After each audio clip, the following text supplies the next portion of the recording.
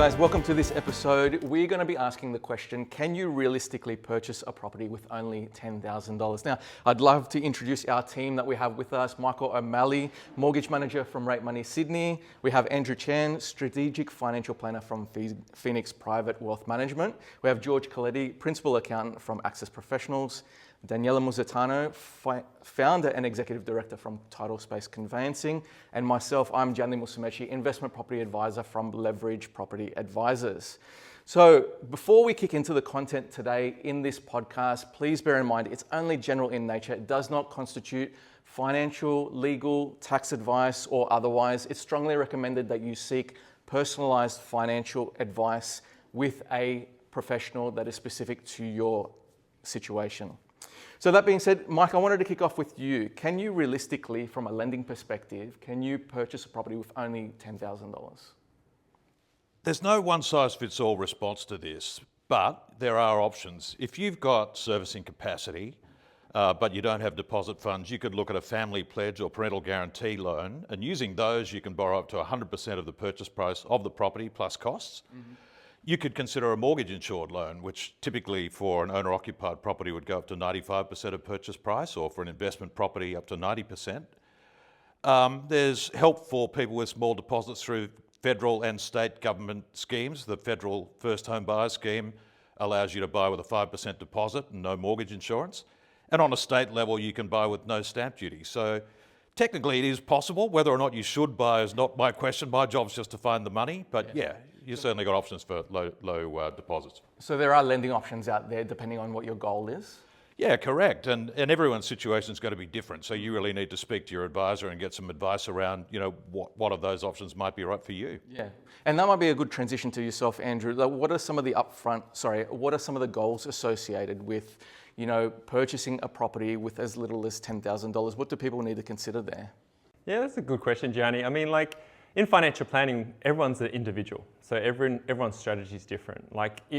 What's the reason why they have $10,000? They might be an expat who've just come back. They have all their assets tied up overseas, just finished working in the UK. They come over here and they want to get set up. They're earning incomes already in Australia. They just don't have the finances and they're good for it. So, but then there'll be other situations where that first home buyer might not have the money, and that's the reason why these controls are in place. You look at $10,000, 20% gets you a $50,000 property. We're in Australia. Would you want to live, or as a renter want to rent that property? And so it doesn't make sense. These controls are there to ensure that people are budgeting correctly, have this discipline to be able to repay that loan. So it's more than just looking at acquiring an asset in financial planning. It's about how does that fit in with them? Are they going to be able to continue to have the lifestyle that they wish for? Are they going to move into it? Are they going to rent it out? And how does that play in their overall strategy of what they want to do with their lives, right? Because when buying property, it's not so simple as just buying property. It's a responsibility that you take on. But having said that, the answer is they can do it. Because like Mike alluded to, there's the bank of mum and dad, 5th largest lender in Australia at this time. And as a financial advisor, what I've been doing with a lot of our clients is planning for that, because they know how competitive, for example, a market in Sydney is to purchase into. So if you know a child and they've been paying board responsibly within the household and they can afford that loan, then you're more than happy if they show they can save $10,000, you show that they've already had that initial commitment, and we can set aside some money that doesn't eat into mum and dad's retirement fund to set aside to allow them to get ahead of their peers. Yeah, for sure. And I think we talked about the goal a little bit there and how they can get in, but I'm more concerned around the tax perspectives, George, around only using $10,000 and borrowing 100% or potentially more. What are some of the tax considerations associated with only using that much or borrowing 100%? Well, with borrowing 100%, if it's going to be an investment property, they are going to get the normal tax deductions you would for any rental property investor. It's a great way to do it. Now, they're obviously going to be wanting to earn income and they're going to be generating more income over time. So the benefits of that will actually be generated more so as they become I suppose a little bit more mature as far as their investing goes, but they're definitely going to get all the tax benefits. and if they're earning some extra money on the side that they can actually use to offset that, fantastic. They're going to be doing really, really well. Yeah, okay, awesome. Daniela, I wanted to throw it to you. What are some of the upfront costs from a legal perspective when purchasing a property? Is 10 grand even enough?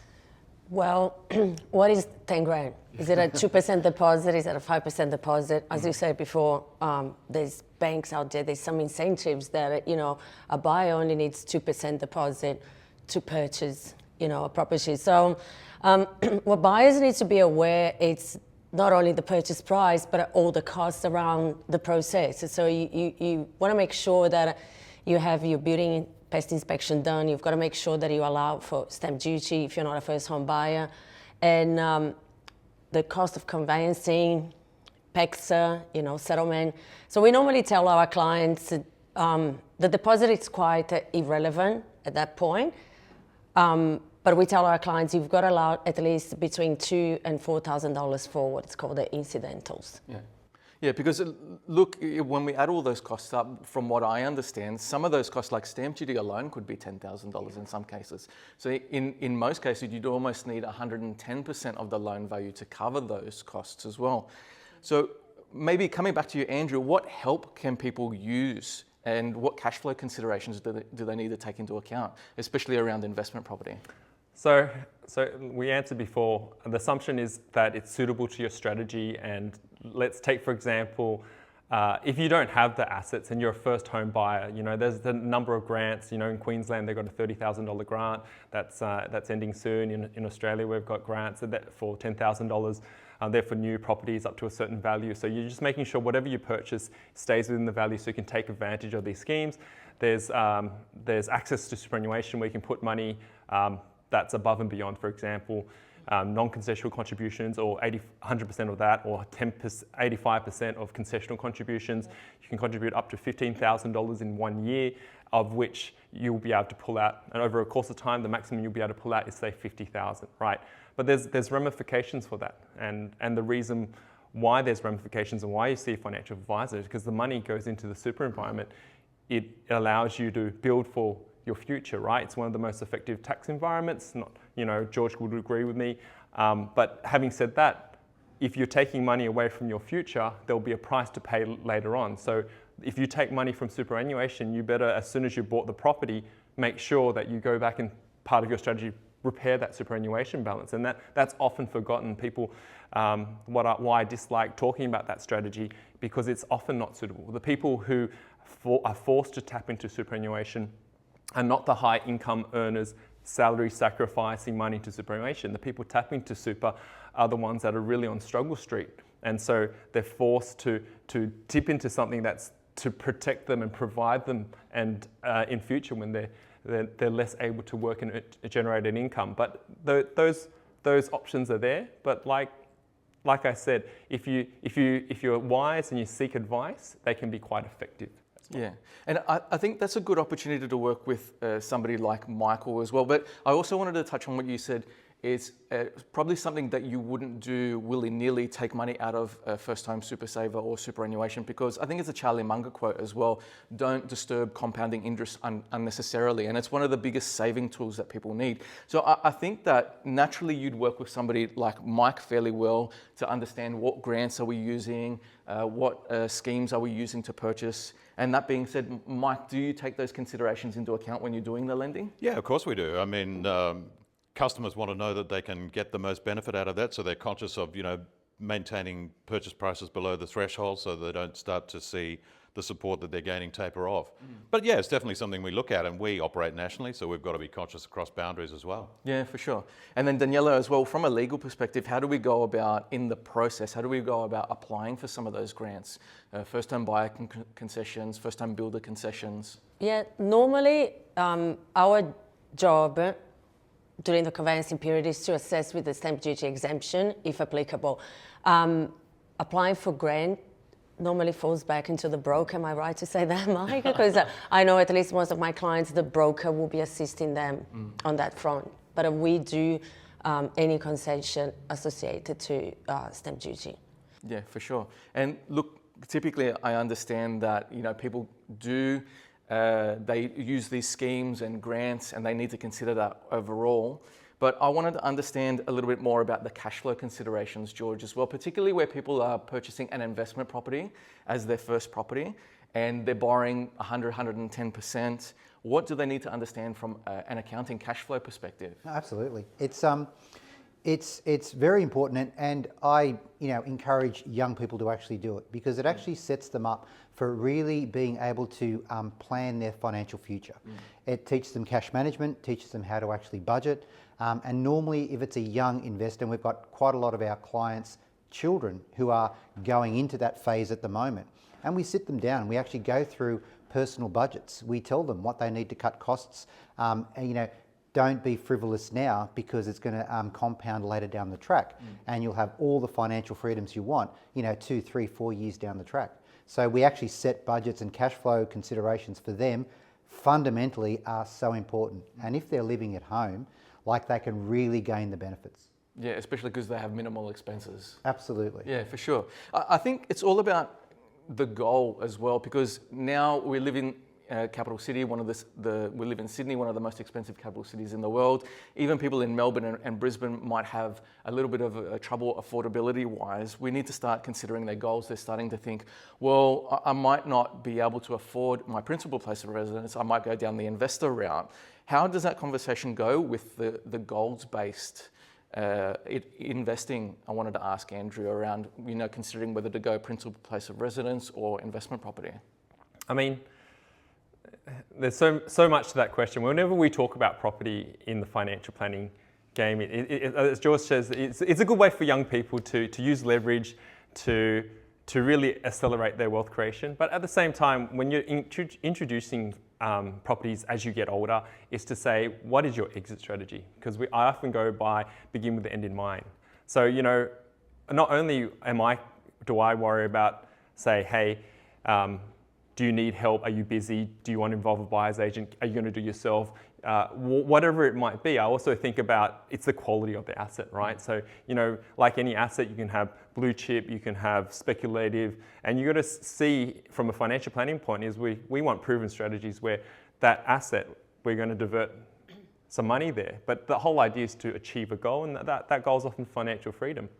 And so, it's wonderful to acquire all of these assets. At some point, those assets need to pay us back, right? So whether it's rental income to when we cease working or we choose to do other things, volunteer, it can give us income so we can spend our time doing what we want to do.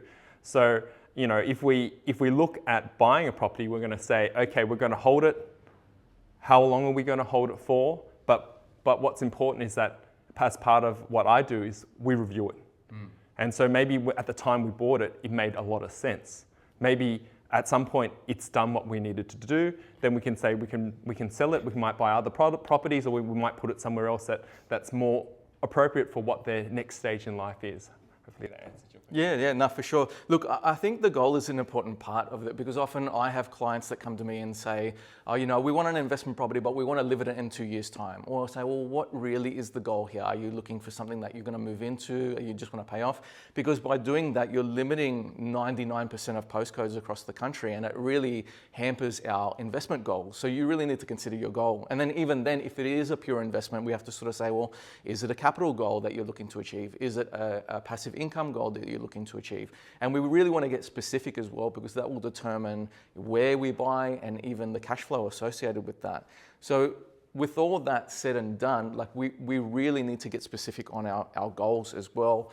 And even then, to the point where I present a cash flow analysis of particular properties that have sold in certain areas, and I say to them, well, this property will cost you $200 a week. Can you literally afford that? So that's really important for people to understand cash flow perspectives as well. Well, I could certainly add to that. I mean, kids are living at home longer than ever. You're saying how they can accelerate their wealth by staying with mum and dad, and they can create their property portfolios early, but everyone's on a journey, right? And so I find that the younger generation are looking less about assets, more about experiences these days. They have a broader footprint than ever. It's easier and cheaper and more affordable to travel.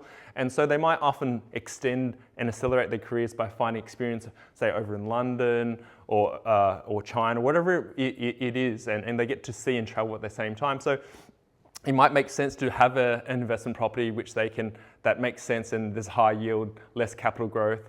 But at the same time, it might not make sense at the time. And so when they come back and the goal is that they want to start a family, then they might definitely choose a principal place of residence, because it's always, though you might have a partner who might not want to move every 6 to 12 months based on, it's very difficult leasing environment, as we all know in Australia right now, and raising a young family in that sort of environment, if you're not prepared for it, is quite stressful.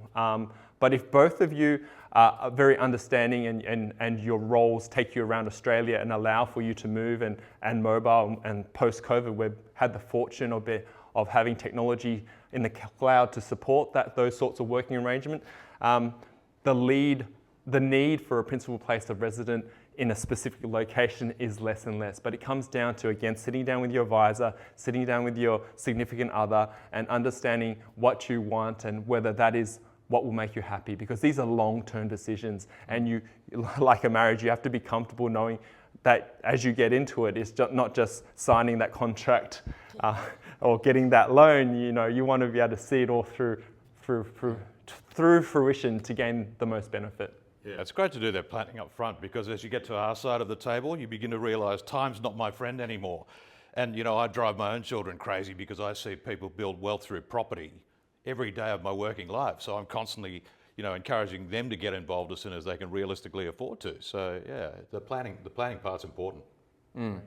And look, realistically, with only $10,000 in upfront, you're not buying anything in the millions. You're probably looking at... You can, if it's a 2% deposit. If it's a 2% deposit, maybe, and you're not paying stamp duty either, yeah, potentially, but it's highly unlikely. So that being said, more than likely, you're not going to be buying in Sydney or Melbourne. If it is, it's going to be a unit at the sub $1 million mark. So that being said, literally, you're more than likely not going to be buying a house. There's other considerations to look for in a unit or townhouse or villa. After that, apart from that, rather, you're going to be looking at some of the regional hubs where you can buy, sort of $500,000 up. And then you start getting into investment territory and you start looking at your cash flow and taxation as well. Have you seen anybody sort of purchase through your accounting at that, $500,000 to $1 million mark and as investments and do particularly well? Absolutely. Yeah, we see a dynamic range of people buying properties from $300,000 all the way up to 1.5 as investments. The ones we've actually seen that actually do better are the ones that are buying sub one. So they're actually doing much better, getting more traction and able to do more recurring ones. So they're actually able to split their risk as well by having the smaller chunks, higher yield. So we find that is actually becoming more and more of a trend. Recently had a client buying $398,000 property, yielding $550 a week rent. Fantastic. That's the way you want to do it. It's great from a cash flow perspective as well. And typically when I'm talking to my clients and even prospects, I tell them that we are in the long-term accommodation business. We're not buying an investment property, and you need to treat your property like a business, and your tenants are actually your customers. So that being said, we're not going to buy a McMansion that nobody can afford and nobody can buy off you down the track. We want to buy something that's affordable, that tenants can live in, they want to live in as well, and that somebody's going to want to buy off you down the track as well. And very importantly, take the emotion out of the choice. Yeah, exactly, 100%. Very good. Well, look, thank you guys. It's been a great first chat here around purchasing a property with as little as 10K upfront. I wanted to keep it a little bit lighthearted for a quick fire question. I'm going to go with favourite film if I can. I might start with you, Daniela. Do you have a favourite film off the top of your head? I've just posted the other day on LinkedIn the movie that I watched with my son, The Intern. Oh, yeah, awesome. Okay, with Robert De Niro. Yeah, awesome. What about yourself, Andrew? Peter Pan. Oh, yeah? I think we're all children at heart, and you never stop dreaming, and that's what I encourage in financial planning.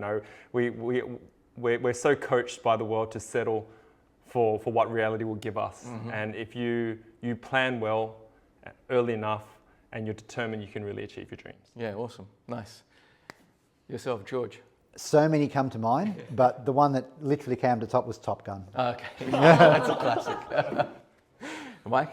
I remember sitting on an aeroplane one time, had the headphones on, the whole cabin was looking at me because I was laughing my head off and I was watching a very highbrow film called Deadpool. Okay. I'd have to go with The Untouchables. Kevin Costner, Sean Connery, Andy Garcia is an absolute classic. Yeah, so it's very good. Thank you guys for joining us. Thanks, Jenny. Thank you, Johnny.